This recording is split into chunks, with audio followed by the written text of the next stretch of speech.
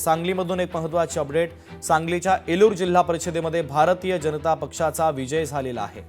भाजपनं मुसंडी मारल्याची दृश्य आपण पाहतोय। भाजपच्या हर्षदा राहुल महाडिक विजय झालेले आहेत, तर जल्लोषाला देखील सुरुवात झाली आहे। सांगलीच्या एलूर जिल्हा परिषदेमध्ये निकाल समोर येतोय। भारतीय जनता पक्षाचा येथे विजय झालेला आहे।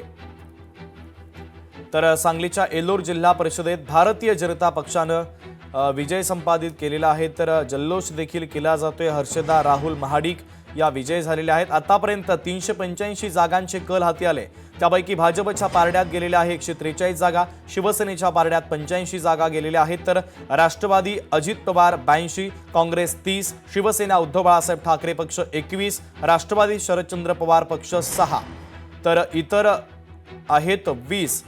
731 पैकी 385 जागांचे निकाल आता हाती आलेले आहेत आणि एकंदरीत आतापर्यंतचे निकाल पाहता भारतीय जनता पक्ष हा क्रमांक 1 चा पक्ष ठरतोय, तर शिंदेंची शिवसेना क्रमांक 2 चा पक्ष ठरत असल्याचं पाहायला मिळतंय।